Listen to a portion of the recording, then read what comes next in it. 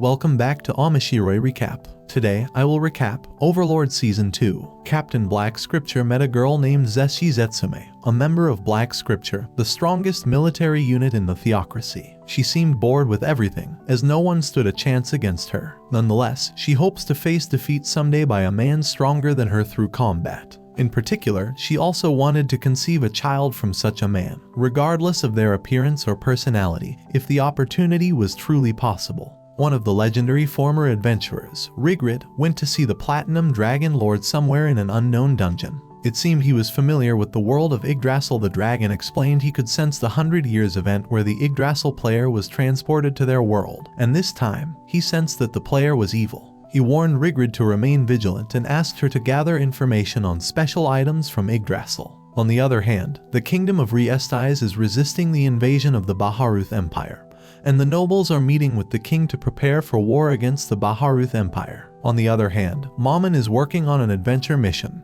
Hamsuk chases a beast and brings it to Mammon's place. The beast has too low a level to fight, so Mammon easily defeats it. After that, he returned to Nazarick and was greeted by Albedo, playing the role of a wife.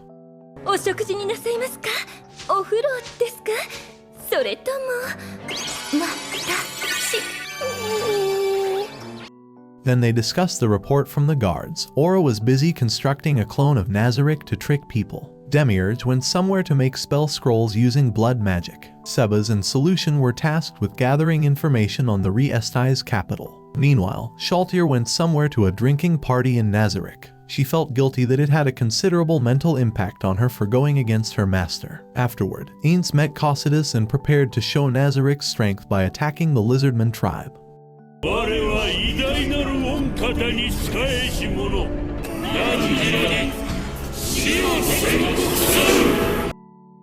A terrifying entity descended from the sky and proclaimed itself a herald. He warned the Lizardmen that their death would come in 8 days. After that, the Green Claw Lizardman chieftain named Shasryu held a meeting to discuss what they should do next. They realized their opponents were powerful. However, they were reluctant to give up their pride and preferred to fight rather than run away. Therefore, the chief's younger brother, Zaryusu, suggested that they should form alliances with other tribes to create a large army. Then Zaryusu began his journey to the nearest tribe called the Red Eye. When he got there, he was taken to the tent where the Red Eye leader was. She was named Crush Lulu, the albino lizard woman. Instantly, Zaryusu was so mesmerized by her beauty that he forgot all his missions and immediately asked Lulu to marry him.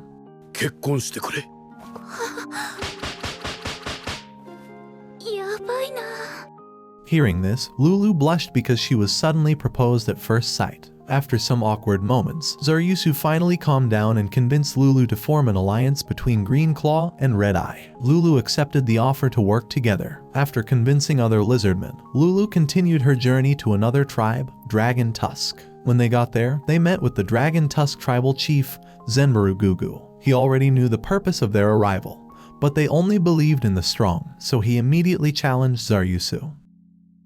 Zenbaru promised to listen to his words if he won against him. If he lost, he would die, and Lulu would also be taken as a gift by Zenbaru. The fight begins, and Zaryusu realizes his physical strength is less than Zenbaru's. Then Zenbaru forced him to use the ability of the Frost Pain weapon. Unfortunately, Zaryusu refused and always parried Zenbaru's every attack until, finally, his hands froze from touching the Frost Pain.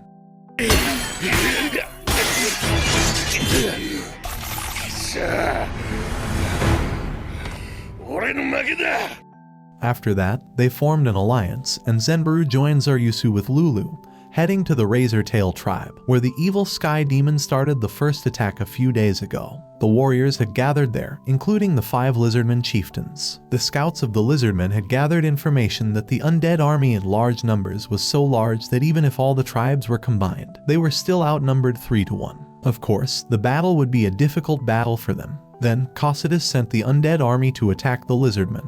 With the overwhelming number of attacking troops, the Lizardmen still defended strongly. The Lizardman chieftain also summoned swamp elementals to help them in battle. Turning the tide in their favor, the Lizardmen won against the undead army. Having disappointed his master's expectations, Cocytus contacted the Demiurge for advice. But because Nazarick's name was never mentioned, Demiurge told Cocytus to act alone. Actually, Ainz deliberately gave Cocytus a weak army. It was to test Cocytus' command ability. Then, Cocytus sent Elder Lick to join the attack against the Lizardman. Elder Lick has enormous magic power and blows up the Lizardman one after another. Zaryusu had a plan to defeat Elder Lick. He rode Hydra and ran towards Elder Lick. Although Hydra was severely injured, Zaryusu and the others could launch an attack.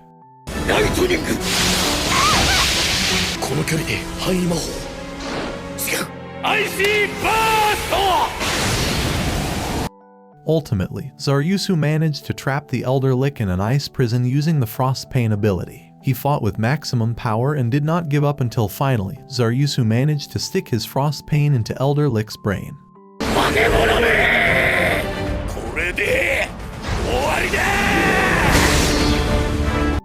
Lizardman won the battle, while Cocytus took responsibility for his failure and immediately went to Ainz.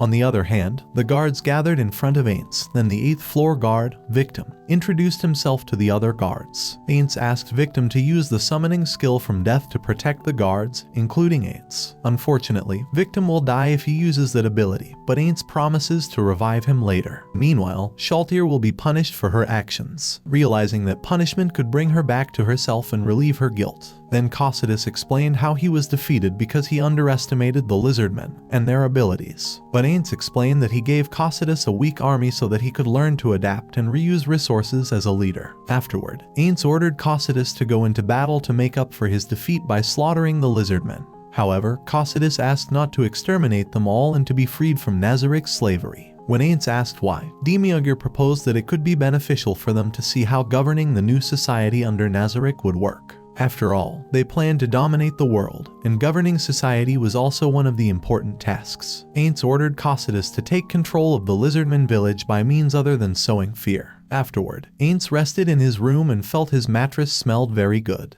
Ainz thought that rich people's mattresses were like that even though the fragrance came from Albedo's body, who deliberately spread her body odor to the bed. Ainz and the guards headed to the battlefield the next day, showing the great power that froze the lake. The guardians of the 4th floor of Gargantua threw a large stone in the middle of the lake, and the undead used it as a ladder so that Ainz and the guards climbed onto the rock. Lizardman was amazed to see how great Nazarick's power was. Then Zaryusu and his older brother went to Ainz as representatives to talk.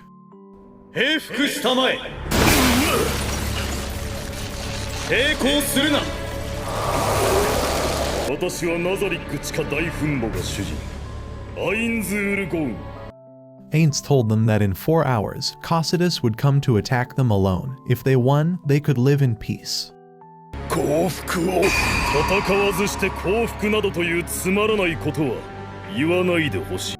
After that, Ainz and the others left from there. Then, the 5 chiefs discussed their battle plan. They decided to fight alone and asked Lulu to stay and lead the remaining Lizardmen. Of course, Lulu did not accept the decision. Zaryusu tried to convince his love that he wanted Lulu to stay alive even if he died in battle. Lulu finally accepts fate before them but demands that he impregnate her as a symbol of their love. Ainz stopped by the temporary base to oversee the Cocytus fight. Ainz came up with the perfect punishment for Shaltir that would humiliate her. He decided to use Shaltir as his makeshift throne. But instead of embarrassing her, Shaltir enjoyed it very much. Seeing Shaltir so excited and upset Albedo, she left to vent her frustration.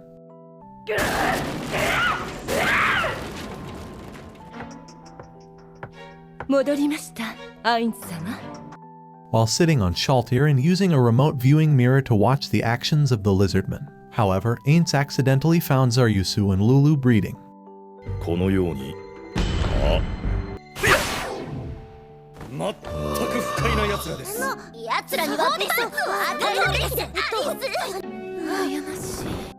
After that, the Lizardman fighters prepared on the battlefield, and Cocytus arrived on the spot with his floor guard gear. Cocytus immediately slaughtered the weak warriors, leaving only the Lizardman chieftains. Even so, one by one, the chieftains died, Razortail was sliced in half, and Zenbaru was also split from his body in just a short time. In the end, Zaryusu and his older brother were left. Cocytus was amazed by their determination, so he asked their names and gave them the honor of death. They tried to use the same strategy on the Elder Lick to defeat Cocytus. Unfortunately, Cocytus had a powerful defense that their attacks could not touch him.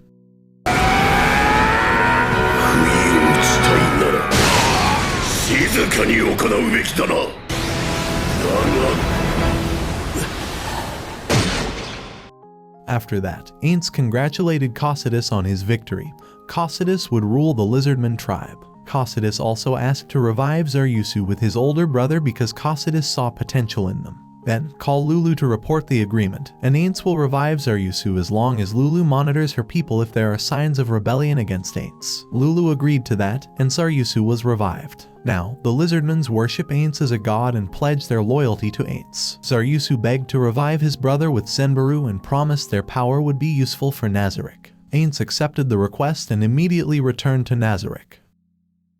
In the capital city of Riestais, Sebas went to the Witches' Guild to buy a spell scroll, and on his way back to the mansion, he found a young girl with a terrible body condition.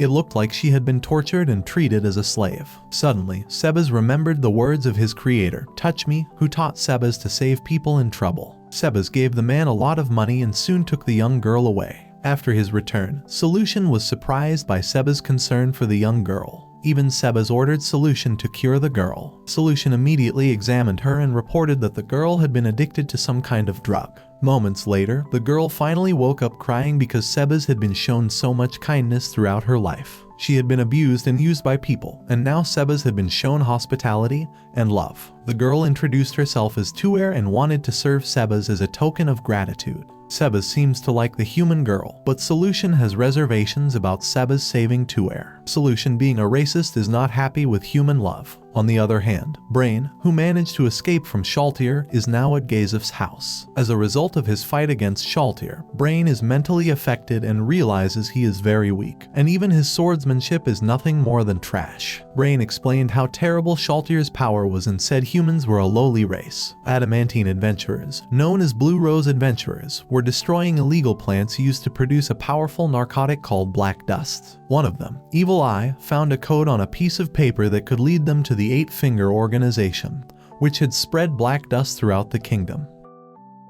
Elsewhere, Renner's princess guard knight named Climb was training with Gazef.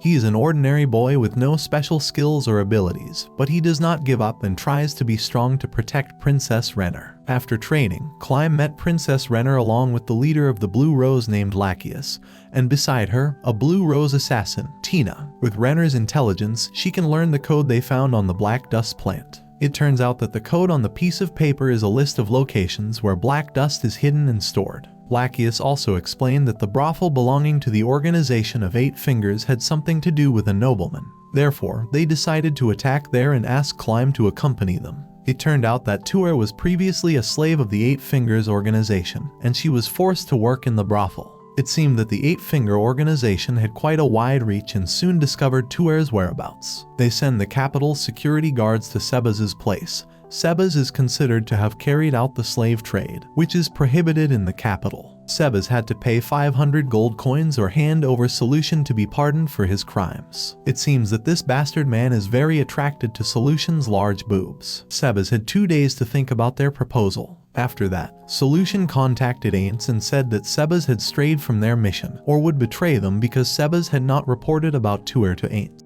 セバス様に裏切りの可能性があります。まさか冗談をよせソリュションあるのかはい。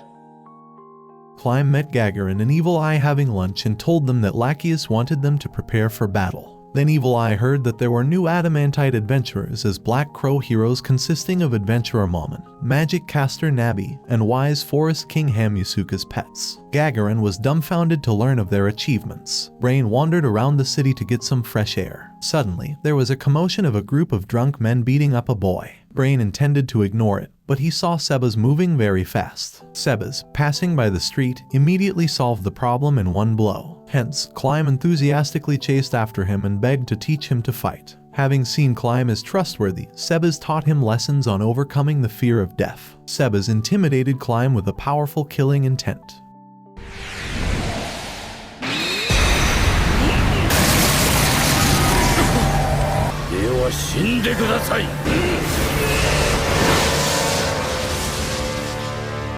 Unexpectedly, Climb avoided Sebas' punches even though his legs were shaking. When Brain met them, he asked why Climb could overcome his fear while Brain himself was scared and could not move. Climb explained that at the last moment, he overcame his fear by thinking about his loyalty to Princess Renner. Suddenly, 5 assassins from the 8-Finger organization appear. Sebas will fight 3 of them while the other 2 are handled by Brain and Climb.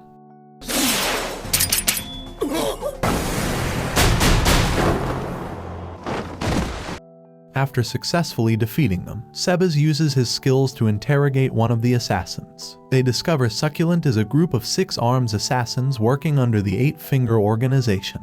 It turns out that he has something to do with Sebas' troubles, so Sebas intends to head to their headquarters to kick Succulent's ass. The 3 of them move to destroy the 8 Fingers in the capital city of Riestais. They headed to the brothel, and there were 2 ways to enter. Brain and Climb would enter the side entrance to the underground storage area, while Sebas would enter from the front door.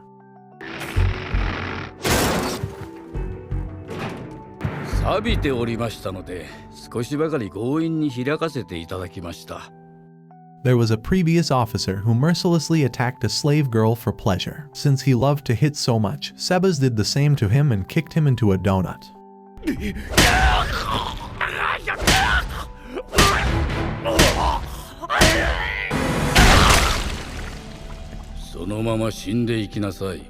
On the other hand, Brain entered the room alone to beat up the people there while Climb guarded the entrance. Suddenly, Succulent and Crocodile, one of the officials of the 8-Finger organization, appeared through a hidden path. Succulent used illusion magic to attack Climb. At first, Climb managed to realize the illusion trick and parry every attack. However, Succulent's ability is not only that, he can create many shadows and attack simultaneously. Climb was stabbed until his consciousness began to disappear, but he still tried to get up to launch an attack.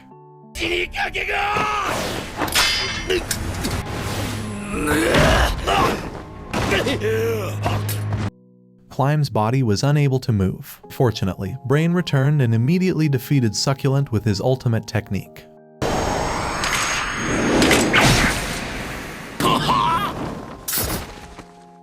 Finally, they managed to capture Succulent along with Crocodile. After that, Sebas returned home and was greeted by Solution in Maid Pleiades' clothes, telling him that Ainz was waiting for him. Sebas was sweating and trembling when he met Ainz. Demiurge and Cocytus were also there as witnesses to whether Sebas had betrayed them. Then, Ainz ordered Sebas to kill Tuer to ensure his loyalty. Because he had great loyalty to Ainz, Sebas did not hesitate to launch a deadly attack on Tuer.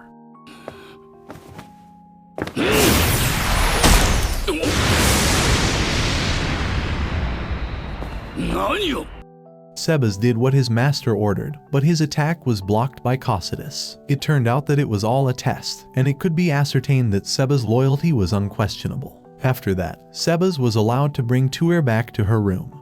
But Tuer did not want to part with Sebas and preferred to die in Sebas' hands. Hearing this, Sebas wanted to take Tuer to Nazarick, but he had to get permission from Ainz first. Tuer was very grateful, and for the first time, she kissed someone out of happiness. After that, Sebas begged Ainz to allow him to take Tuer to Nazarick as a servant. But Demiurge did not accept it, and it made them both argue with each other. While Ainz remembered the creator of the 2 of them, they also always argued with each other. Remembering memories with his colleagues made Ainz laugh happily. Then, Tuer was brought before Ainz. It turned out that Tuer was the older sister of an adventurer named Ninya, who had been in a group with Mammon. Thanks to information from Ninya, Ainz could learn general knowledge in that world. Therefore, Ainz felt indebted to her, so Ainz repaid his debt by helping her older sister. So Tuer was allowed to stay in Nazarick as Sebas' servant, while Sebas' status as head of Maid Pleiades was revoked for his punishment. Meanwhile, Renner and Blue Rose met at the royal palace to discuss the raid on the organization of 8 Fingers. There was one big problem. The royal army did not have enough men to handle the entire raid.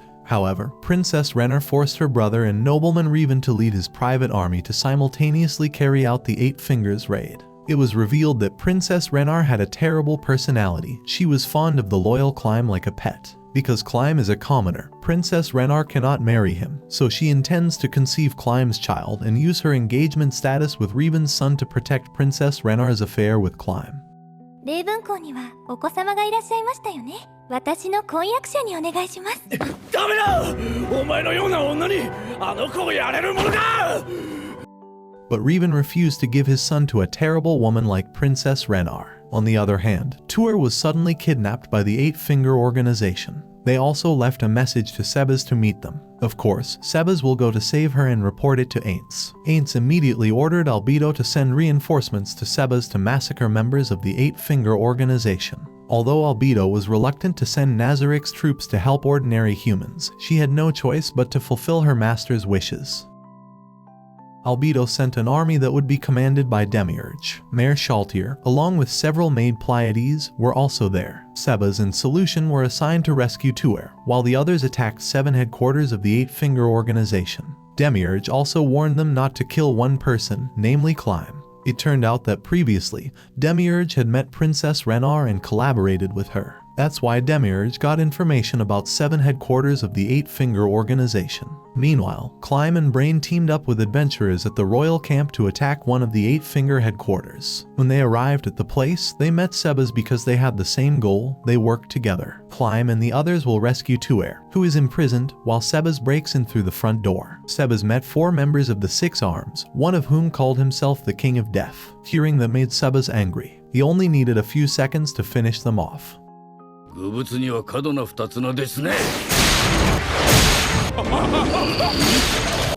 Then, Solution reported that their leader, Zero, was not there. On the other hand, Hilma is one of the leaders of the Eight Fingers. She woke up and found her house wrapped in tree roots. Mare and Intoma were there, taking Hilma by force and taking all her property. Meanwhile, Intoma was snacking on human body parts and suddenly met Gagarin. Gagarin thought she was a member of the Eight Fingers, and because of that, Gagarin fought her, intending to kill her. Her friend named Tia came to help. Unfortunately, their abilities were not comparable to Intoma's, so they were seriously injured.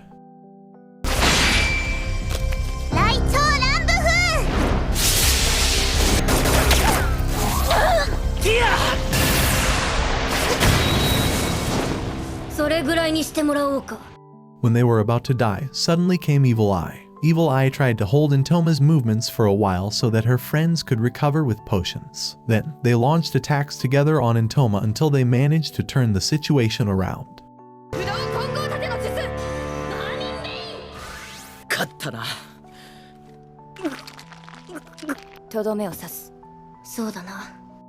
Fighting a group of adamantite adventurers alone certainly made it difficult for Intoma. Fortunately, Demiurge came to her rescue. Realizing how terrible Demiurge's strength was, Evil Eye immediately asked her friend to leave there. But Demiurge wouldn't let that happen. They both died instantly from the attack of the Wall of Hellfire. Seeing the death of her partner made Evil Eye angry. She launched various magic, but unfortunately, nothing worked.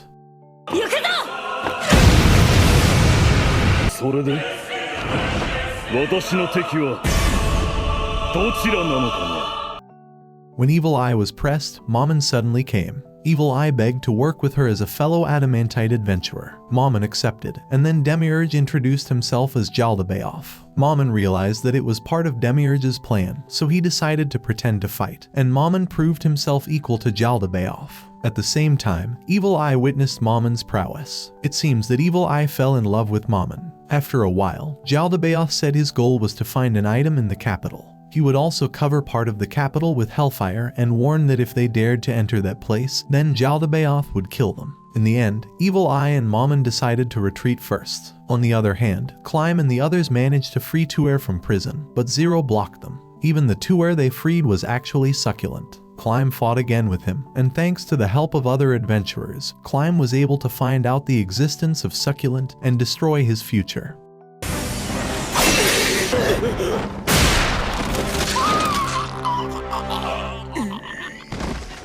Then, Brain fought against Zero. They were both strong until the fight ended in a draw. They intended to launch their respective mainstay abilities. Suddenly, Sebas came to stop them. Sebas had managed to save the real Tuer and wanted to rush away. Therefore, Sebas will fight Zero so that the fight is resolved quickly.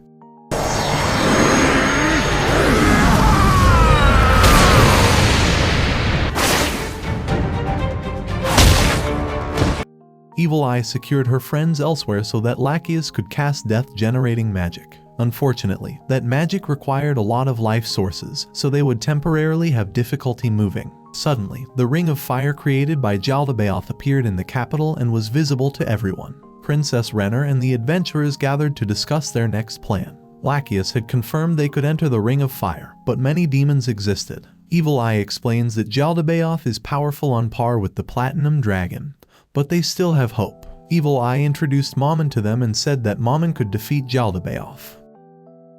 The adventurers and the royal warriors entered the Ring of Fire and killed the low-level demons there. Then Brain sensed Shaltyr's presence even though she was in disguise. Brain immediately launched his attack on Shaltyr.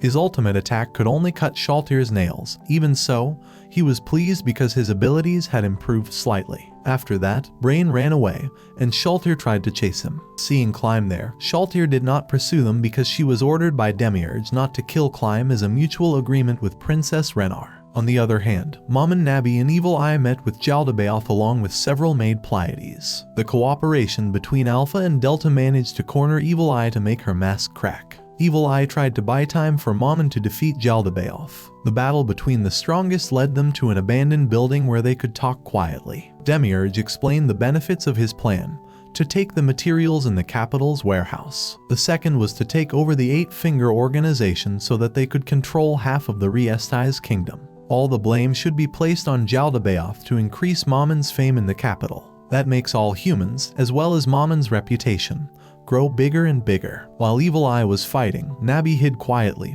chatting with her three friends. When Mare signaled the earthquake, the main players returned to their expected roles. Then Mammon threw down the Jaldabaoth and walked out with a flourish. They fought again, showing that their powers were on different levels.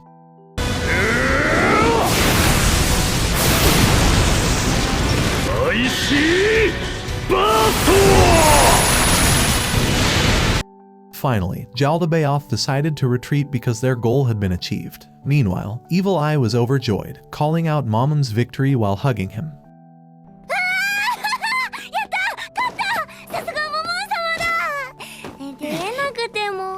The adventurers and warriors gathered to praise Mammon as the kingdom's hero. After the battle, Mammon and Nabi return to the city of Arantel, while Evil Eye feels sad because she cannot be beside Mammon even though she wants to be with him longer. Elsewhere, Aura captured the leaders of the Eight-Finger organization and forced them to be loyal servants of Nazarick. Hilma immediately obeyed and vowed to help them because she no longer wanted to be tortured in the Kyoyuku room. In the Baharuth Empire, a magic caster named Fluter told Emperor Jerknev that while investigating Ainz Ulgaun, he concluded that Ainz was a magic caster greater than or equal to his magic power level and hoped to meet Ainz personally. Jerknev also ordered Fluter to investigate the adamantine adventurer, Mammon. If this video gets 2,000 likes, I will continue to the third part. Remember to like and subscribe. Thanks for watching, and see you next time.